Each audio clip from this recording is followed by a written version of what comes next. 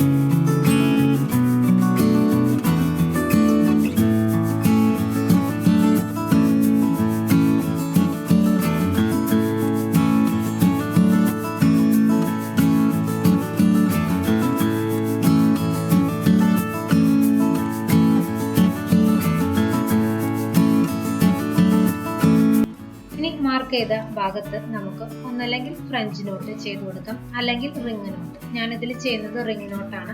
അപ്പോൾ നമ്മുടെ ഇഷ്ടത്തിനനുസരിച്ച് ഏത് സ്റ്റിച്ച് വേണമെങ്കിലും ചെയ്ത് കൊടുക്കാം. കളറുകൾ നമ്മൾ മാറ്റി ചെയ്യണമെന്ന് മാത്രം. അപ്പോൾ നമ്മുടെ ഇഷ്ടത്തിനനുസരിച്ച് ഇതിൻ്റെ വലിപ്പം കൂട്ടിയും കുറച്ചൊക്കെ നമുക്ക് വലുതും ചെറുതുമായിട്ടുള്ള ഫ്ലവറുകൾ ചെയ്തെടുക്കാം. അപ്പോൾ ബാക്കിയുള്ള വർക്ക് കൂടെ ഇങ്ങനെയാണ് ചെയ്യണമെന്ന് നോക്കാം.